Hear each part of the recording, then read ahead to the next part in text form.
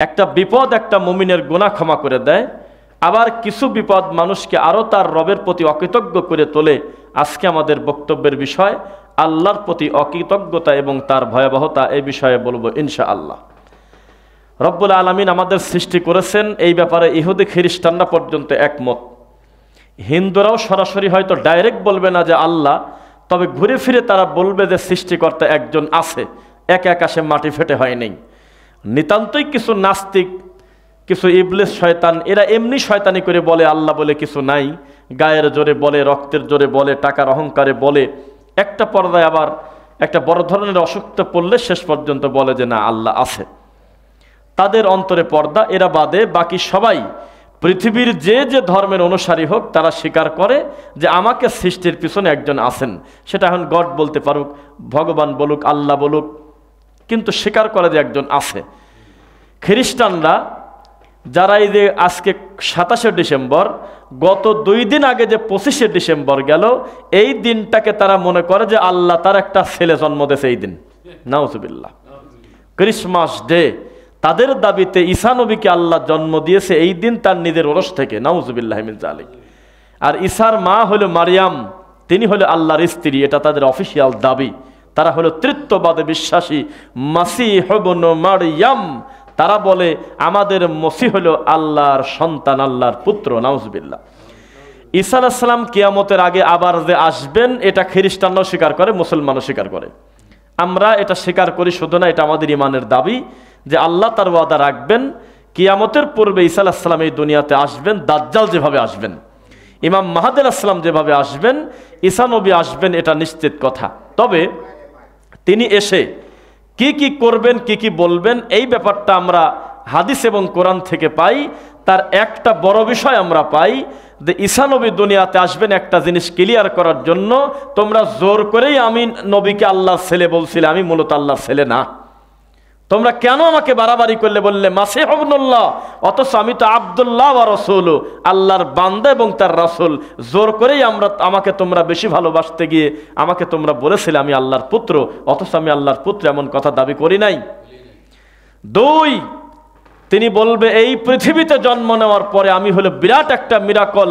আমি মায়ের পেটে থেকে আসার পরে একবারে ছোট বাচ্চা মায়ের কোলে আমি আল্লাহর সাথে কথা বলছি। সুবহানাল্লাহ। লোকজন যখন আমার মাকে অপবাদ দিল, কে এই ছেলে, কে এই ছেলের বাপ, হ্যাঁ মরিয়ম তোমার তো বিয়ে হয় নাই, তুমি সন্তান পেলে কিভাবে? তখন আমি আমার মায়ের সম্মানার্থে আল্লাহ আমাকে অনুমতি দিলেন, আমি মায়ের কোলে বসে চিৎকার দিয়ে বলেছিলাম ইন্নী আব্দুল্লাহ, আমি হলো আল্লাহর বান্দা। আতানিয়াল কিতাব ওয়া লাম ইয়াজআলানি নাবিয়্যা, আমাকে আল্লাহ কিতাব এবং নবুয়ত দিবেন, আমি আল্লাহর মনোনীত একজন মাখলুক। তোমরা আমার মাকে অপবাদ দিও না। আমি আমার মায়ের কোলে বসে ওয়াজ করতাম এক সময়, মানুষ তখন হা করে তাকিয়ে দেখলো এত শিশু বাচ্চা বলে কি মুখ দিয়ে। তো সেই নবীকে তোমরা ভালোবাসতে গিয়ে যখন তোমরা বলেছিলে আমি নাকি আল্লাহর ছেলে, আর আমাকে নাকি তোমরা ক্রুশবিদ্ধ করে আমাকে মেরে ফেলে দিয়েছো, তখন আমার খুব মানে লাগছে আল্লাহ এই মিথ্যা সহ্য করতে না পেরে জীবন্ত নবীকে আল্লাহ তার কাছে নিয়ে গেছে। আমি তার কাছে ছিলাম এতদিন, আমি হলি ঈসা, আমি সেই প্রতিশ্রুত মসি, আমি আসব, আমি আবার আসব, তবে নবী হয়ে না, আলাদা কোনো শরীয়ত নিয়ে আসব না। আমি আসার কারণে কোনো হালাল হারাম হবে না, কোনো হারাম হালাল হবে না, আগে যে বিধান ছিল একই রকম থাকবে। শুধু আমি এটা ক্লিয়ার করতে আসব, ওয়ামা কতালুহু ওয়ামা সলাবুহু ওয়ালাকিন শুব্বিহা লাহুম, তোমরা আমাকে হত্যাও করো নাই, তোমরা আমাকে তীরও বিধাও নাই, কিচ্ছু করতে পারো নাই, আমি আমার রবের কাছে নিরাপদে ছিলাম।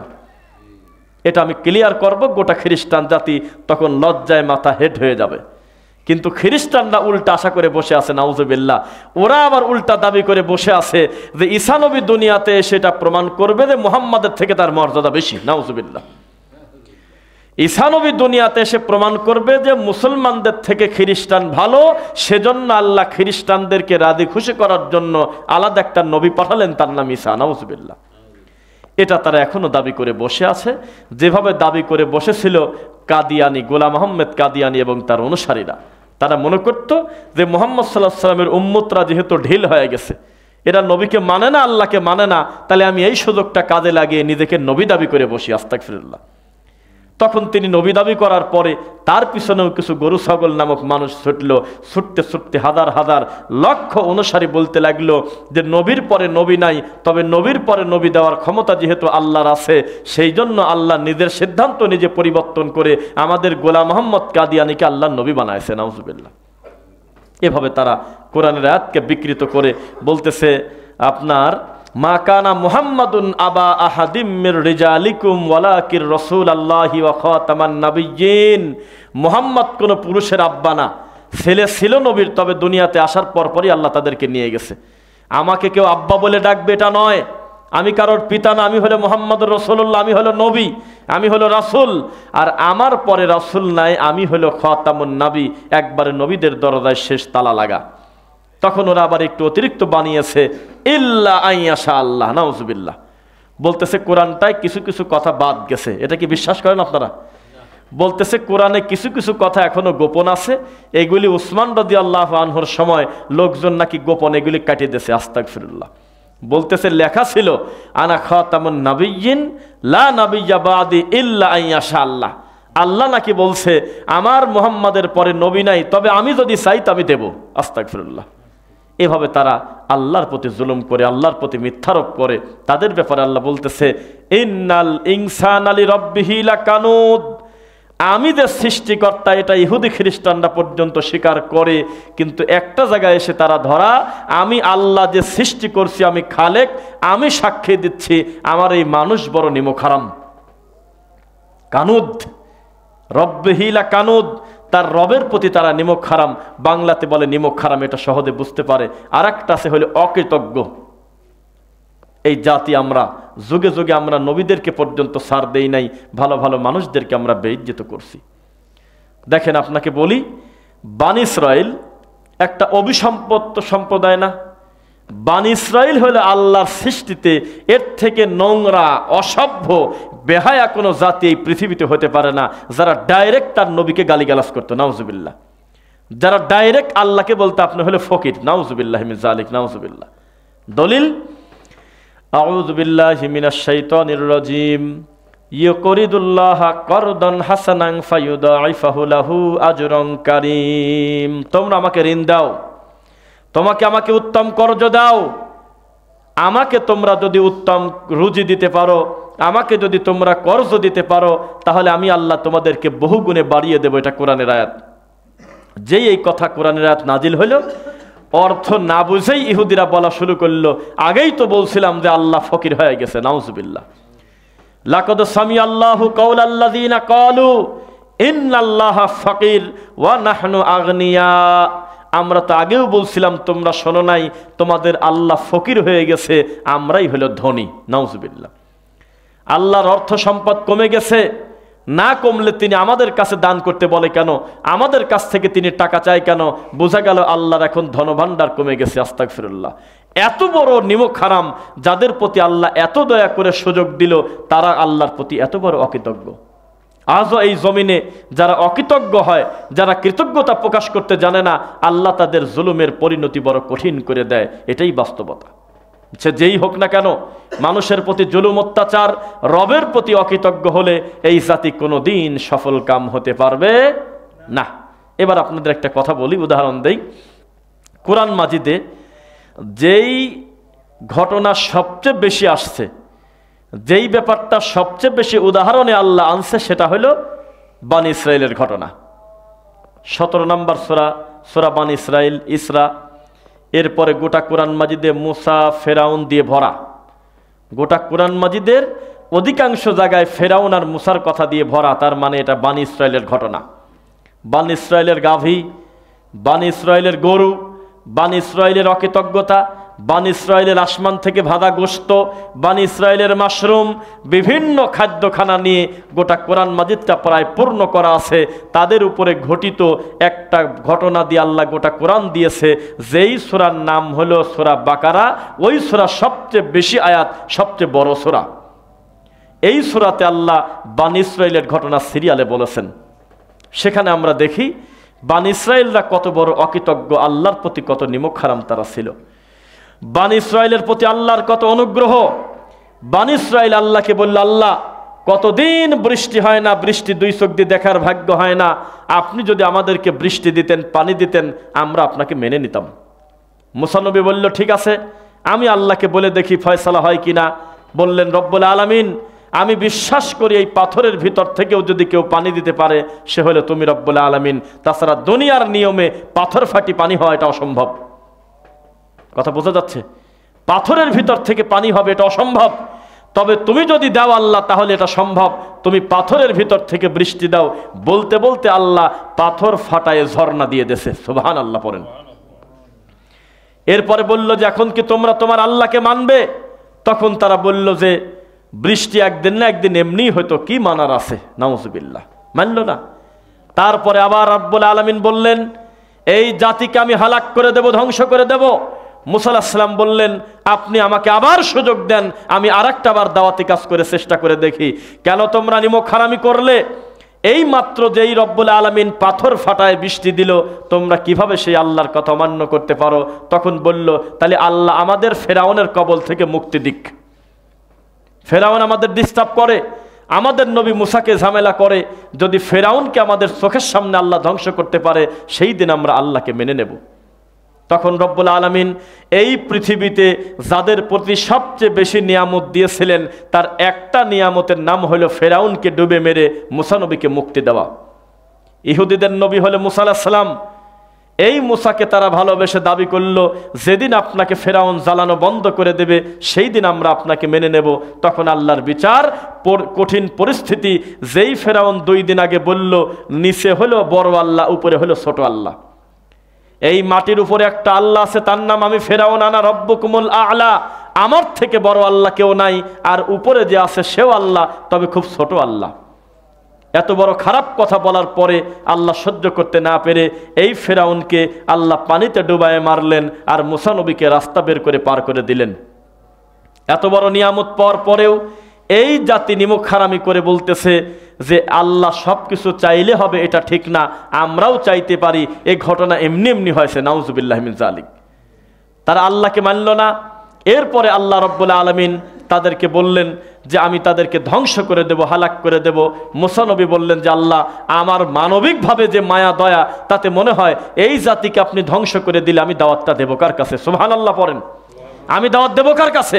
আল্লাহ আপনি আমাকে অবকাশ দেন, সুযোগ দেন, আমি আবার তাদের দ্বারে দ্বারে গিয়ে দাওয়াত দেই। তখন তাদেরকে বলতেছে, কি চাও? যেই জিনিস পেলে আর উল্টাপাল্টা করবে না, আল্লাহকে মেনে নেবে। তখন বলতেছে, আমরা কর্ম করে খাবো না।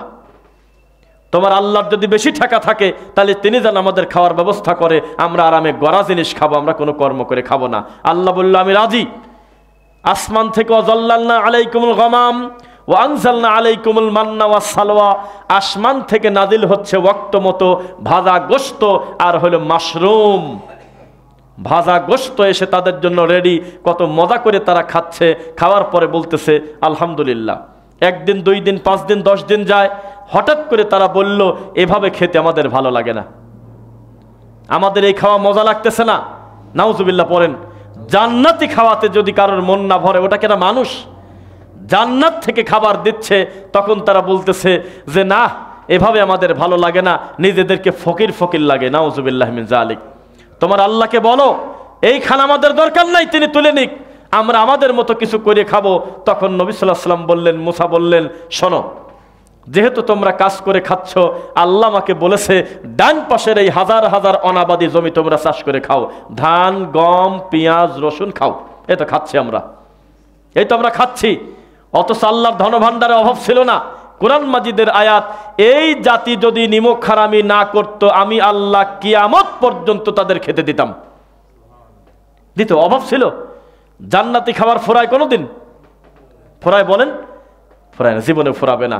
আমি আল্লাহ কিয়ামত পর্যন্ত তাদের আমি আসমানি খাবার দিতাম, রুজি দিতাম, কিন্তু আমি দেওয়া বন্ধ করে দিলাম, তারা নিমক হারামি করেছে সে কারণে। এরপরে তাদের উপরে নাজিল হলো আল্লাহর গজব। আল্লাহ বলল, ঠিক আছে হে মুসা, আপনি বলে দেন ডান পাশের যত উপত্যকা আছে, পাহাড় আছে, যত হাজার হাজার বিঘা জমি আছে, এগুলো কষ্ট করে ধান ফলাতে বলেন, গম ফলাতে বলেন, রসুন পেঁয়াজ ফলাতে বলেন, আলু ফলাতে বলেন, পটল ফলাতে বলেন, আমি আল্লাহ তাদের খাওয়াই। তখন কোথায় পাবে বৃষ্টি, কোথায় পাবে পানি? বহু কষ্ট করে যখন এগুলো ফসল ফলায় খেতে লাগতে লাগতে তখন দেখে আমাদের প্রতি কষ্ট হচ্ছে। হে আল্লাহ, আবার আপনি আমাদের খাবার দেন।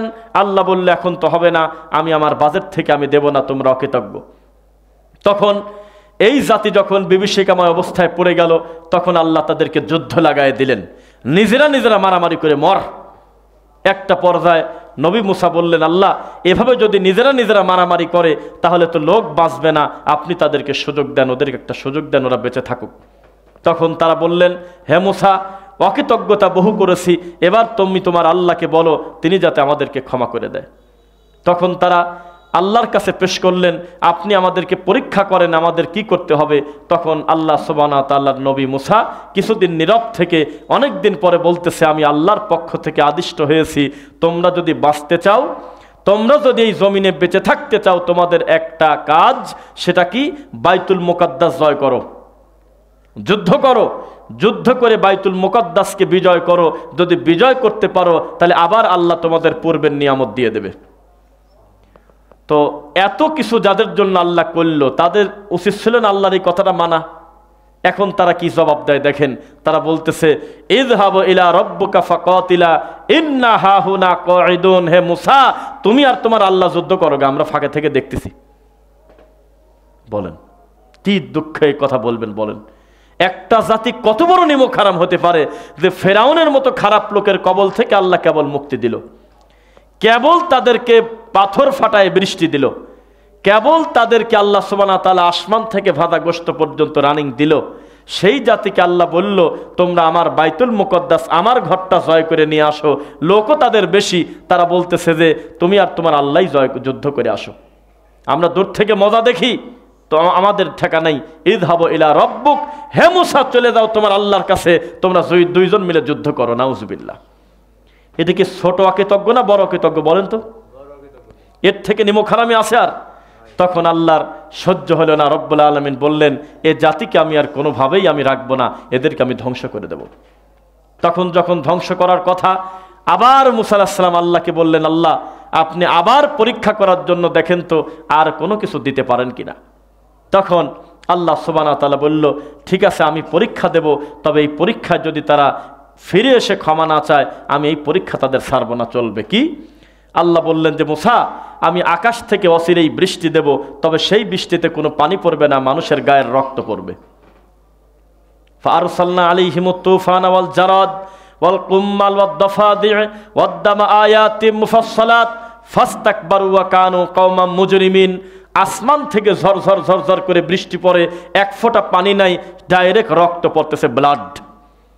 যেদিকে যায় শুধু রক্ত, রান্নাঘরে রক্ত, রাস্তায় রক্ত, রিকশায় রক্ত, অটোতে রক্ত। উদাহরণের জন্য বলতেছি, যেখানে যাবে শুধু রক্ত, বিছানায় রক্ত, রাত দিন জানালা দিয়ে টপ টপ করে রক্ত পড়ে, টিন যদি ফাটা থাকে রক্ত পড়ে, বিল্ডিং যদি ফাটা থাকে রক্ত পড়ে, যেখানে যাচ্ছে শুধু নল বেয়ে বেয়ে রক্ত পড়ে।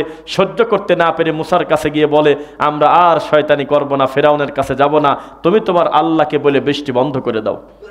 মুসা আলাইহিস সালামের মনে দয়া হলো, তিনি বললেন, হে রব্বুল আরশ, হে আরশের মালিক, হে আসমানের মালিক, হে মুসার মালিক, হে আসমান জমিনের সৃষ্টিকর্তা, আমার উম্মত সত্যি কৃতজ্ঞতা স্বীকার করতেছে, আসলেই তারা অনুতপ্ত, আমার কাছে এসে কাকুতি মিনতি করতেছে, আপনি রক্তের বৃষ্টি তুলে নেন। এরপরে হঠাৎ করে আল্লাহ সুবহানাহু ওয়া তাআলা রক্তের বৃষ্টি তুলে নিল। এরপরে তার সম্প্রদায়ের কাছে গিয়ে বলতেছে, মুসা আলাইহিস সালাম বললেন যে তোমরা এখন পড়ো, কুলু লা ইলাহা ইল্লাল্লাহ তুফলিহুন, আল্লাহ ছাড়া কোনো সত্য ইলাহ নাই, আমরা মেনে নিচ্ছি এবং আমরা সফলকাম হব। তখন তারা আল্লাহকে না মেনে বলতেছে, এ বৃষ্টি এমনিই বন্ধ হয়ে যেত, তুমি আইছিলা তাই, তোমার সাথে বৃষ্টির সম্পর্ক না, একটা বৃষ্টি আর কতদিনই থাকে, এমন একটা সময় তোমার কাছে আমরা গেছিলাম, তখন বৃষ্টি এমনিই বন্ধ হওয়ার ভিতর ছিল প্রায়। নাউজুবিল্লাহ, নাউজুবিল্লাহ। তখন আল্লাহ আবার তাদের শাস্তি দিতে লাগলেন। এবার আর রক্তের বৃষ্টি পড়ে না, এইবার পড়তেছে মানুষের মাথার উকুনের বৃষ্টি। রাত দিন ঝরঝর করে মানুষের মাথার উকুন পড়ে। 10টা উকুন থাকলে একটা মাথায় ঘুমানো যায় না, মানুষ তাকে নোংরা বলে, খাটাস বলে। সেখানে আসমান থেকে টপ টপ করে আল্লাহ উকুনের বৃষ্টি দিছিল, উকুনের বৃষ্টি। হাঁটু পর্যন্ত উকুন, গলা পর্যন্ত উকুন, রাস্তাঘাটে উকুন, হাঁটু পানির মতো চলার পথ, রাত দিন চলতে ফিরতে রাস্তাঘাটে শুধু উকুন আর উকুন।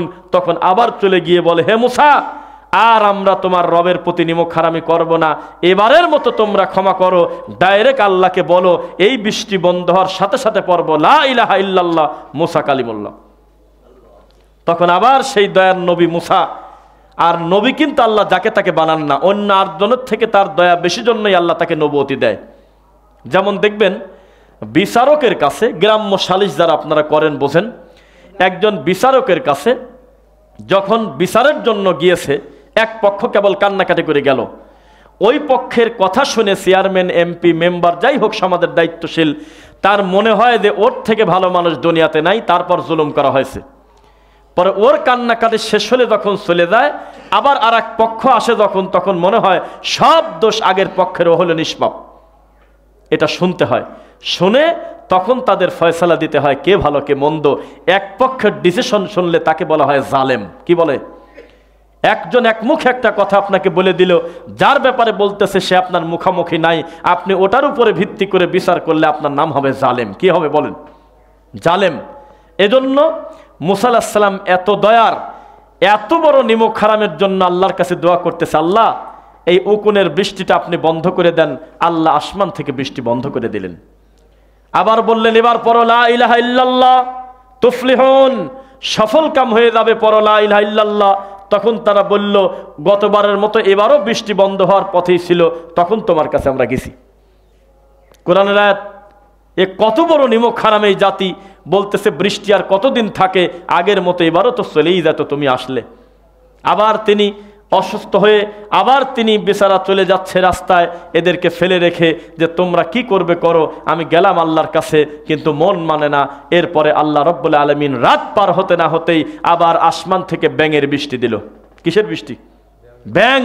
আর এই কথাগুলো ডাইরেক্ট আল্লাহর কোরআন মাজিদ সূরা মায়েদা, ডাইরেক্ট কোরআন মাজিদের আয়াত। আল্লাহ সুবহানাহু ওয়া তাআলা বলতেছে, আরসালনা আলাইহিমুত তুফান ওয়াল জারাদ ওয়াল কুম্মাল ওয়াদ দাফাদিয়া ওয়াদ দাম আয়াতিন মুফাসসালাত। আমি একের পর এক বিভিন্ন জিনিস পরিবর্তন করে করে বৃষ্টি দিলাম। একবার দিয়েছি রক্তের, একবার দিয়েছি উকুনের, মানল না তখন দিয়েছি ব্যাঙের। এইবার পরিস্থিতি আরো খারাপ, মানুষের মাথার উপরে টপ টপ করে ব্যাঙ পড়ে। এক একটা ব্যাঙের ওজন আমাদের এই সমস্ত ব্যাঙের থেকে 10 গুণ বড়। বৃষ্টি পড়তেছে ব্যাঙের, ঝরঝর ঝরঝর করে পানির ফোঁটার মতো ব্যাঙ পড়ে। ব্যাঙ পড়তে পড়তে মানুষের হাঁটু পর্যন্ত ব্যাঙ হয়ে গেছে। রাস্তায় চলা যায় না, বাজার করা যায় না, মাঠে যাওয়া যায় না, চলতে ফিরতে খালি শুধু ব্যাঙ আর ব্যাঙ। তখন তারা আবার আল্লাহর কাছে গিয়ে, মুসা আলাইহিস সালামের কাছে গিয়ে বললেন, মুসা এবার সত্যি অন্তর থেকে বলতেছি, আল্লাহকে বলে আমাদের বৃষ্টিটা বন্ধ করে দেন। তখন মুসা আলাইহিস সালাম, আমি বোঝাবো আজকে বক্তব্যে, একটা নবীর মনে কি পরিমাণ দয়া থাকতে পারে আপনি কল্পনা করতে পারবেন না। এত বড় নিমক হারামের জন্য আবার মোনাজাত করতেছে একা একা আল্লাহর কাছে, আল্লাহ আমার সম্প্রদায়কে আপনি ধ্বংস করে দিয়েন না, আপনি বৃষ্টি বন্ধ করে দেন। আল্লাহ বললেন, এই জাতিকে তুমি চেনো না, তারা কিন্তু আমাকে মানে না, তারপরেও বলতেছে আমাকে আবার সুযোগ দেন। ব্যাঙের বৃষ্টি বন্ধ হয়ে গেল। এবার ব্যাঙের বৃষ্টি বন্ধ হওয়ার পর দেখে যে কিছুদিন মুসা আলাইহিস সালামের কাছাকাছি মোটামুটি ভালোই ঘুরে চলাফেরা করে। বেশ কয়েকদিন পর দেখা যায় আবার ফেরাউনের দলে চলে গেছে লোক বেশি। কি ব্যাপার, ওখানে লোক কেন এত? গোয়েন্দা পাঠায় দেখা গেল মুসা নবীর দরবার খালি, ফেরাউনের দরবারে লোক ভরা। কি ব্যাপার, তোমরা এখানে কেন? তখন সে বলতেছে, আমরা এখনো বিশ্বাস করতে পারি না ব্যাঙ, তারপরে উকুন, রক্ত, এগুলো উপর থেকে আসছে।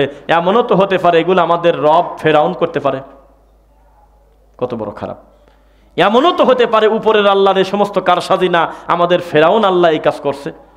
সেজন্য আমরা তার কাছে আসছি। আমরা এখনো বিশ্বাস করি উপরের থেকে বড় আল্লাহ হলো ফেরাউন, নাউজুবিল্লাহ। কিছুদিন চলার পরে আল্লাহ সুবহানাহু ওয়া তাআলা আবার আর একটা ফিনিশিং বৃষ্টি দিলেন। যেই বৃষ্টিতে কি পড়ছিল কেউ কি বলতে পারবেন? দেখি মনে আছে কিনা। 1 হলো রক্ত, 2 হলো উকুন, 3 হলো ব্যাঙ, আর একটা বৃষ্টি কেউ বলতে পারবেন? হ্যাঁ, না, শিল না, হয় নাই, জানেন না? পঙ্গপাল ফড়িং। ফড়িং চেনেন? ওই যে খেজুরের আঠা দিয়ে আমরা কাঠি দিয়ে লাঠি দিয়ে আমরা ওই যে মারতাম না ছোটবেলায়, ওটাকে কি বলে এদিকে? ফড়িং। ফড়িং, এটাকে বলে পঙ্গপাল। এই ফড়িংয়ের বৃষ্টি আল্লাহ আসমান থেকে দিল। 10টা ফড়িং যদি কারোর মশারির ভিতরে ঢুকে দেয় তার সারা রাত ঘুম হবে না, হবে? সেই জিনিসের যদি বৃষ্টি দেয় আল্লাহ উপর থেকে, আসমান থেকে, অবস্থা কত খারাপ। একটানা পড়তেছে ঝরঝর করে। এবার লজ্জায় সহজে মুসা নবীর কাছে যায় না। একটা পর্যায়ে এমন একটা টাইমে গেছে যখন আর সহ্য করা যাচ্ছে না, পরিস্থিতি কঠিন। তখন গিয়ে বলতেছে, হে মুসা, আল্লাহ তোমার কথা ছাড়া কারোর কথা শোনে না, তুমি তুর পাহাড়ে গিয়ে ডাকলেই তিনি শুনে ফেলে, তুমি তাড়াতাড়ি বলো তিনি যেন ফড়িংয়ের বৃষ্টি তুলে নেয়। তখন আল্লাহকে বললেন, আল্লাহ আমি স্বীকার করতেছি আমার এই জাতি একটু নিমখানামি করে, এরা ব্যাঙের বৃষ্টি মানল না, এরা রক্তের বৃষ্টি মানল না, এদেরকে উকুনের বৃষ্টি দিয়েছেন তবু অকৃতজ্ঞ হলো, এবার আপনি ফড়িংয়ের বৃষ্টিটা তুলে নেন, দেখেন তারা আমাকে মেনে নেবে, আমার কাছে ওয়াদা করেছে। শেষ পর্যন্ত ফলাফল 0। বৃষ্টি বন্ধ হওয়ার পর আবার তারা বলতেছে, আল্লাহ আর ফেরাউনের দুইজনের যুদ্ধ লাগলে জয় হয় কিনা আগে দেখব। কত বড় খারাপ, এত বড় এই নিমকহারাম জাতি, যার কথা গোটা কোরআন মাজিদে ভরা।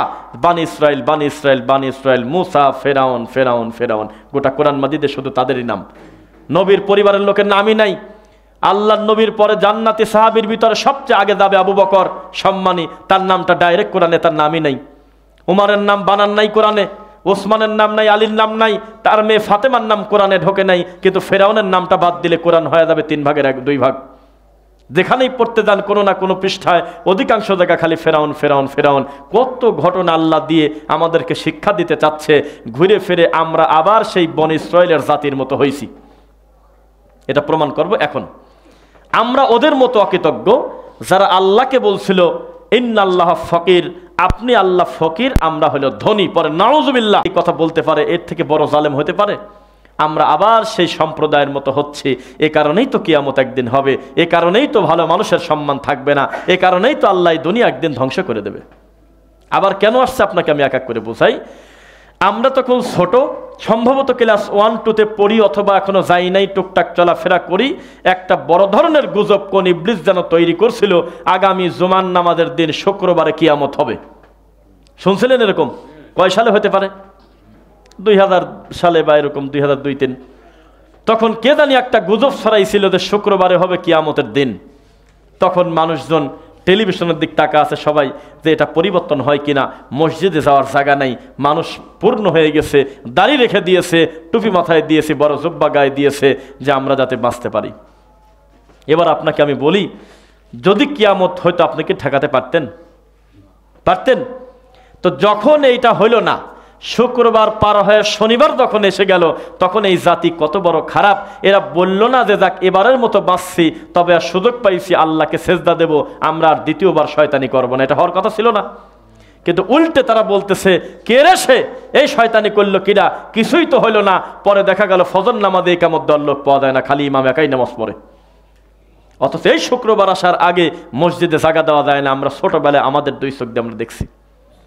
এই জাতি কত বড় অকৃতজ্ঞ।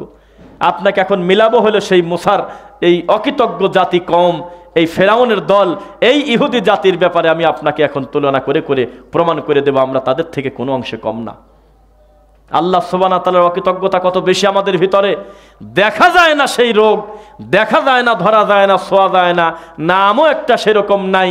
কোভিড-19 নামক একটা বালা মুসিবত আল্লাহ আমাদের উপরে দিয়েছিলেন, তার নাম আমরা সহজে চিনি হলো করোনা ভাইরাস। কি বলেন, মনে আছে নাকি?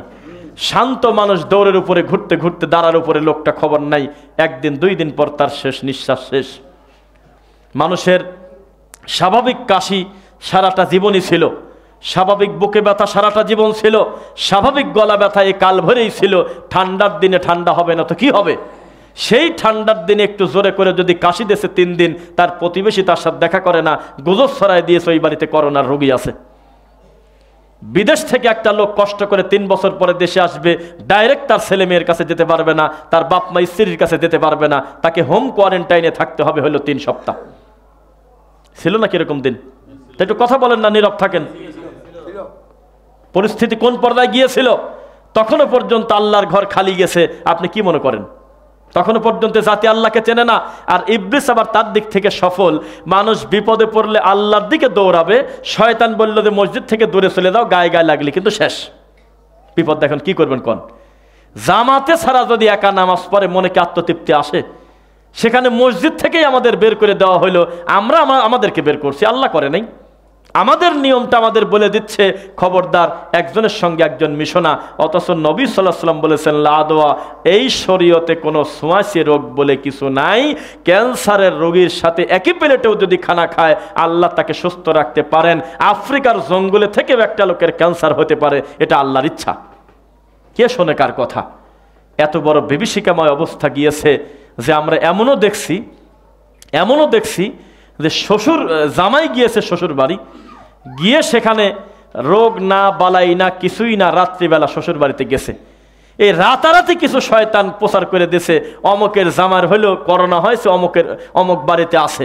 পরে লাঠি খোঁটা নিয়ে লোকজন বের হয়েছে যে কে রে, ওকে ধরো, ওকে গ্রাম থেকে বের করে দাও, ও করোনার রোগী বাড়িতে আনলো, অথচ তার জামাই। শয়তান এই কাজগুলি করে দিয়েছে। এত কঠিন আযাব গজব আমরা দুই চোখ দিয়ে দেখেছি।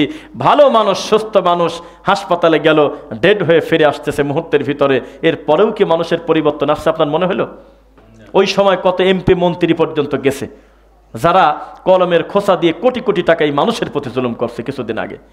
যারা মানুষের প্রতি জুলুম করে এক একটা লোকের, আমরা আলোচনা করতেছিলাম, একজন লোকের এই বাংলাদেশে একজন নেতার একা তার বাড়ি হলো 250 উপরে। কি করবে এই বাড়ি দিয়ে বলেন? এখন কয়টা বাড়িতে সে ঘুমাবে? স্বাভাবিক দুর্নীতি আপনি মনে করেছেন এটা খেলা কথা নাকি? একটা লোকের কি পরিমাণ খারাপ হলে এই দরিদ্র রাষ্ট্রের টাকা মেরে 245টা তার বাড়ি, এই লোকের উপর করোনা আসবে না? আসবে কি বলেন?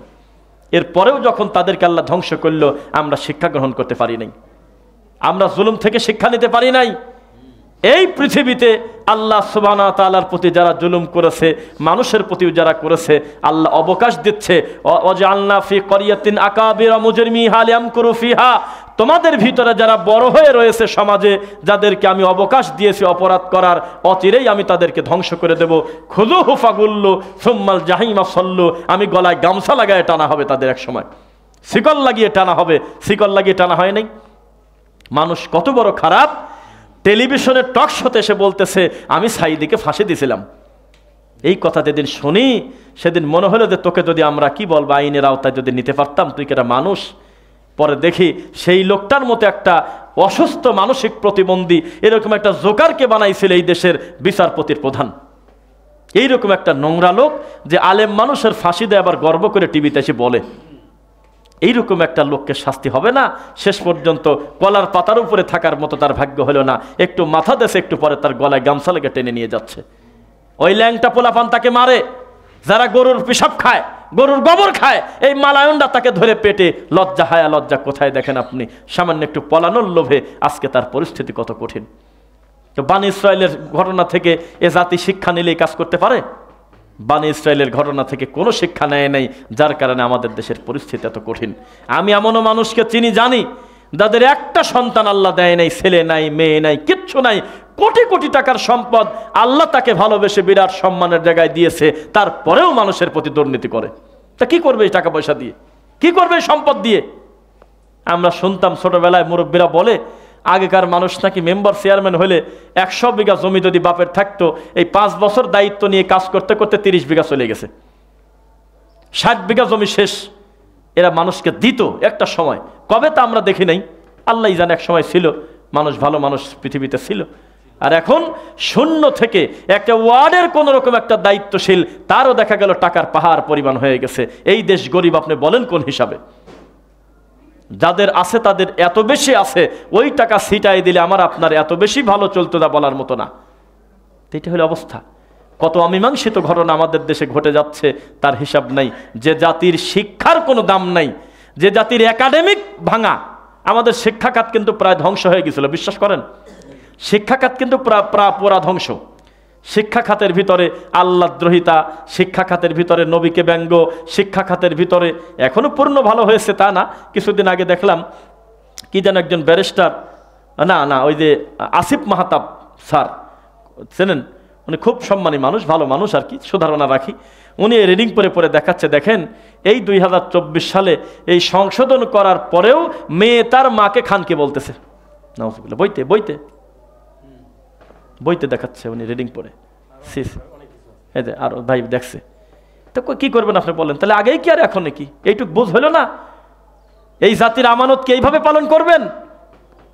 বইতে লিখে রাখছে, মাদ্রাসার ছাত্রর বইতে আছে তবলা, কন্ত জ্বালা। এই ছেলে তবলা বাজাইছে জীবনে কোনোদিন? তাও আছে তবলা, গণেশের ছবি।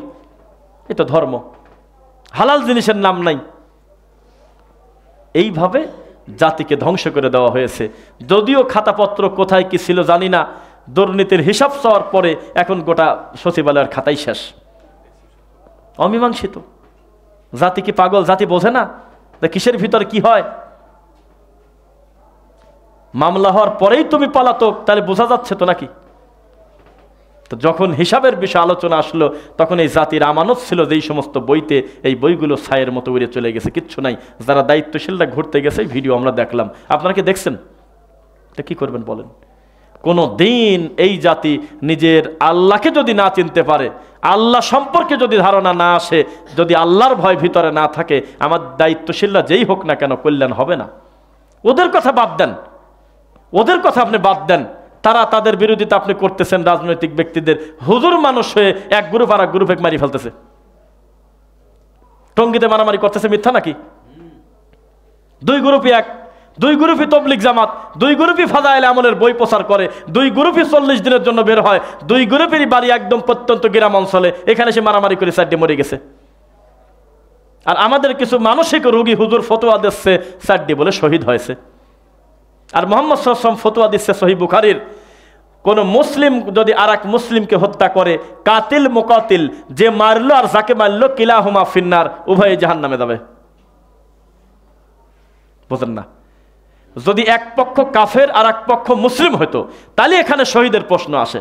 দুই পক্ষই মুসলিম, ভুল বুঝাবুঝির কারণে এক ভাই আর এক ভাইকে হত্যা করে দিল টঙ্গীর মাঠে, আপনি শহীদ বললেন কিভাবে? দুই শয়তান, দুই ইবলিস, দুই জাহান্নামী। এ ব্যাপারে কোনো সন্দেহ নাই। আল্লাহর কসম, সহিহ বুখারীতে বলা, কোন মুসলমান কোন মুসলমানকে হত্যা করতে পারে না। মুসলমান তো দূরের কথা, অমুসলিমকেও কেউ কোনোদিন নির্বিচারে মারতে পারে না।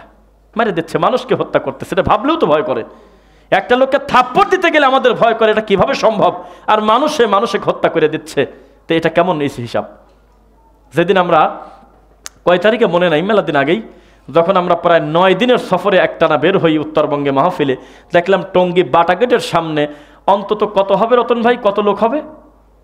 বাইরে গেছে মনে হয়, 1 থেকে 150 লাঠি হাতে করে তবলিকের গ্রুপের লোকজন দাঁড়া আছে। কোন গ্রুপ তাকে আমি জানি নাকি, ওরাই এখন কি গ্রুপ আল্লাহই জানে, মারার জন্য দাঁড়া আছে রাস্তায়, প্রত্যেকের হাতে লাঠি।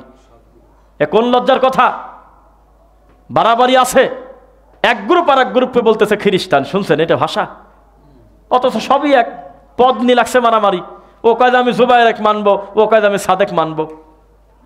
এদিক দিয়ে আবার সাদের গ্রুপ থেকে জুবায়ের আরো ডেঞ্জারাস। জুবায়ের আবার ওদের কথা বলার সময় ডাইরেক্ট বলতেছে ওরা কাফের, ওরা খ্রিস্টানের এজেন্ট, নাউজুবিল্লাহ। আর সাদের যে গ্রুপটা বাংলাদেশে, এর অধিকাংশ হলো ধর্মকর্ম কিছুই জানে না, একেবারে জাত মূর্খ। তো এখন ওরা আর কাফের বলতেছে না, ওরা বলতেছে যে ওই আমাদের সাদ সাহেবকে যদি আসতে না দেওয়া হয়, আমরা এয়ারপোর্ট ঘেরাও করবো, এই করবো সেই করবো, কত কিছু বলতেছে। তারপরে এক একজন এক এক জায়গায় ব্যস্ত। জুবায়ের গ্রুপ বলতেছে এটা আল্লাহর দল, আর ওরা হলো খ্রিস্টানের দল। তো ওরা আবার জিতার জন্য লাইভে এসে মুআজ বিন কি যেন একটা লোক, সাদ গ্রুপের একটা বড় পদে, সেই লোক সংবাদ সম্মেলনে এসে বলতেছে আমাদের সাদ সাহেব হলো নবীর সাহাবী আবু বকরের বংশ। কি করবেন? করেন, মারামারি লাগছে, ঠাকান। এইভাবে করে দুই গ্রুপ মারামারি করতেছে। 1450 বছর আগে নবী বলছে উভয়ই হুমা জাহান্নাম, উভয়ই তারা জাহান্নামে যাবে। কেন? আর এক ভাই মুসলিমকে তারা হত্যা করলো। আমরা না এখান থেকে জোর করে শহীদ বানা ঢোকা দিলাম জান্নাতে, নাকি বলেন? আস্তাগফিরুল্লাহ আযীম পড়েন না, আস্তাগফিরুল্লাহ। মুসলিমের অধপতন কেন আসবে না? মাইক পাওয়ার পর এক হুজুর আর এক হুজুরকে কাফের পর্যন্ত মুখ দিয়ে বলে দিচ্ছে এই জাতির কল্যাণ কবে হবে, অথচ জানে না এই দেশের স্বার্থে আমরা সব হুজুর এক, ইনশাআল্লাহ সব মুসলিম এক। কোন হিন্দু কোন অমুসলিম যখন আমাদের দিকে তাকায়, তখন সে হানাফি আহলে হাদিস বোঝে না, ও মনে করে টুপিওয়ালা দাড়িওয়ালা, এটা মনে করে। মুসলমান দেখলেই তারা আমাদের শত্রুতা করে, করে কিনা বলেন? এই যে আপনার কলকাতা বাংলায় কিছু নিউজ হয়, এগুলো দেখে মানে ইবলিসও মনে হয় এটা চিন্তা করে যে এত বড় কুচিন্তা তো আমার মাথায় নাই, ও কিভাবে এগুলো ডেলিভারি দেয়। হ্যাঁ, আমাদের দেশ সম্পর্কে এমন এমন কটু কথা, মানে এমনি একটা বিপদে, আবার আমাদের ভাই ভাই যাতে দ্বন্দ্ব হয়, আবার যাতে হিন্দু মুসলিম আমরা শত বছর একসঙ্গে আসি, তারা তাদের কাজ করতেছে, আমরা আমাদের কাজ করতেছি, জোর করেই ফোঁ দিয়ে আগুন জ্বালা দিতে চাচ্ছে ওই পার থেকে, পারতেছে না, চেষ্টা করে যাচ্ছে। তা আমি তাই বলছিলাম একটা কথায়, তোমাদের ব্রেন হলো গোবর খাওয়া ব্রেন, তোমাদের ব্রেন হলো সোনা খাওয়া ব্রেন, আর আমরা ওই গরুরই কলিজা খাওয়া মুসলমান। বেটা শক্তির সাথে কথা বলো, এত সহজ? আল্লাহকে যে ভয় করে তার সামনে সংখ্যা কোনো বিবেচনা না। ইনশাআল্লাহ এই দেশের স্বার্থে যখন কোনো কথা আসবে তখন আমরা ভাই ভাই কোনো দ্বন্দ্ব করবো না, বলেন না ইনশাআল্লাহ? কোনো দ্বন্দ্ব করবো না আমরা, যতই আমাদের ভিতর বিতর্ক থাক, যখন দেশের ব্যাপারে কথা আসবে সব মুসলিম আমরা এক। কেননা আল কুফফারু মিল্লাতুন ওয়াহিদা, আল্লাহর নবী বলেছে পৃথিবীর সমস্ত কাফেররা মূলত এক। তার প্রমাণ তুমি তাদের একটা কুত্তা মারি দেখো, দেখবে জাতিসংঘ খেপে গেছে। আর তোমার মতো মুসলমানকে শত শত তারা জবাই করে, কচু কাটা করে, কেউ ঠিক পায় না। ওরা বলে যে আমরা এখনো প্রমাণ পাই নাই, তদন্ত চলতেছে, 11 সদস্যের একটা কমিটি গঠন করি, একটা পর্যায়ে বলা হবে। এই শয়তানি করে না? একটা কুত্তা মানেন তো দেখি আমেরিকার, অমুসলিমের একটা বিড়াল মানেন তো দেখি কিভাবে টিকে থাকেন এই দেশে। সারা পৃথিবী নড়াচড়া করবে, অথচ তারা আমাদের ফিলিস্তিনের মুসলিম ভাই বোনদের একেবারে কচু কাটা করছে, হাসপাতালে পর্যন্ত বোম মারি দিয়েছে। কি মিথ্যা না সত্য? এরপরে আপনার এই যে আরাকানের মুসলিম রোহিঙ্গাদেরকে কিভাবে তারা জবেহ করলো, কিভাবে ছোট ছোট বাচ্চাকে টান দিয়ে ছিঁড়ে তাজা রক্ত খাইছে, দেখেছেন আপনারা? কেউ কথা বলে নাই। অথচ ওই মহিলা আবার নোবেল পুরস্কার পায়। আরে জ্বালা, শান্তিতে নোবেল পাচ্ছে আর মুসলমানকে জবাই করতেছে। তাও আপনাদের লজ্জা শরম বলতে কিচ্ছু নাই। এক ভাই আর এক ভাইকে আপনারা কাফের পর্যন্ত বলতেছেন, এটা হইল এখন কি এই টাইম? এই যে টঙ্গীতে যে মারামারিটা, এটা রাতারাতি থামবে তাদের ব্যবহার দেখে বোঝা যায় না। যখনই তাদের সাথে ক্যামেরা নেয়, একজন হুজুরও বলল না আচ্ছা যা হবার হয়েছে, এত হত্যা হয়ে যাচ্ছে, আমরা একটা এক জায়গায় বসে মীমাংসা হব না। ঘুরে ফিরে একই কথা, ওরা যদি এদিকে ঢুকে দেয়, এদিক যদি আসে ওরা, আমরা কামারপাড়া ঘেরাও করব, আমরা তাদেরকে হত্যা করে দেবো। আরে বাবা বলিস কি তোরা? তাই তো আমি একটা ভিডিওতে বললাম কয়েকদিন আগে, সাদাতপুরে একটা মাহফিলে বড় সম্মেলনে বললাম যে আচ্ছা ওরা যখন এক গ্রুপ আর এক গ্রুপের সাথে মারামারি করে তখন চেনে কিভাবে? দুই গ্রুপই তো টুপি একই প্রায়, দুই গ্রুপই তো জুব্বা জামা গায়ে দিয়ে আসে গ্রাম থেকে, কেউ নোয়াখালী, কেউ ফেনী, কেউ লক্ষ্মীপুর, কেউ পাবনা, কেউ রাজশাহী, কেউ দিনাজপুর, কেউ নীলফামারী, কেউ কুড়িগ্রাম, ঠাকুরগাঁ, বিভিন্ন জায়গা থেকে লোকজন আসলো। তাহলে ও বুঝলো কিভাবে যে আমি লাঠি দিয়ে বাড়ি দিলে জুবাইয়ের গ্রুপের লোকের লাগে কি সাদের গ্রুপের লোক লাগে? বুঝলো কিভাবে? তার মানে বোঝা গেল এই মারামারিটা যিনি পরিচালনা করতেছে তার নাম হলো স্বয়ং ইবলিস, শয়তান। তাদেরকে ধোঁকা দিয়ে এভাবে তাদেরকে ব্যঙ্গ করতেছে। তবে আমাদের পরামর্শ, এখান থেকে তাদেরকে দ্রুত বের করে দিয়ে মারামারি যাতে বন্ধ হয়, নিজের এলাকা ভিত্তিক তারা তাদের কাজ প্রচার করুক। কি বলেন আপনারা? মারামারিটা বন্ধ হোক, কারণ এটা প্রচুর পরিমাণ কমার্শিয়াল এরিয়া। যখন আমাদের দেশের প্রধান যখন এই জায়গাটা তাদের জন্য দিয়েছিল, তখন এই জায়গাটা এত বেশি ব্যস্ত ছিল না। এখন তাদের এই মিনিটে মিনিটে তাদের এখানে উপস্থিতির কারণে টঙ্গী, স্টেশন রোড, সেরাগালি, আবদুল্লাপুর, কামারপাড়া, উত্তরা পুরাটা ব্লক হয়ে যায়। সাধারণ মানুষের চলাচল খুবই কঠিন। এটা অতিরিক্ত কমার্শিয়াল প্লেস হয়ে গেছে। মানুষের জনবহুল এমনিই বিপদে আছে, আবার যদি দুই গ্রুপ মারামারি করে বিপদ ঠেকাবে কিরা? আর এটা এখানে আসা তো নফলও না, কথা কয় না। এখানে আসে কি নফল? আল্লাহর কাবা ঘর এটা মনে করলেন? নাউজুবিল্লাহ। যদিও তারা তাদের বইতে লেখছে, এগুলো বললে আপনারা লজ্জা পাবেন, রামায়ণেও এত নোংরা কথা লেখা নাই। তারা লেখছে কি, আল্লাহর কাবা ঘরে যদি 1 রাকাত নামাজ পড়ে তো 1 লক্ষ রাকাতের নেকি, এটা সহিহ হাদিস আছে। আর টঙ্গীতে আমাদের এই তুরাগের পাশে যদি কেউ এসে পড়ে তো 49 কোটি নেকি।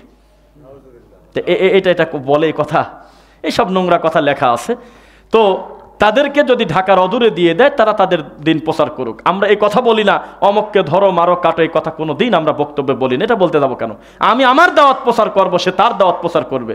আমার এই সাধ্য নাই এই দেশ থেকে ফুঁ দিয়ে তাহিরির মতো একটা ল্যাংটা হুজুরকে উড়াই দেবো, তা সম্ভব না। কারণ তারও হাজার হাজার অনুসারী আছে কিনা বলেন? প্রত্যেকে যার যার মানহাজ প্রচার করুক।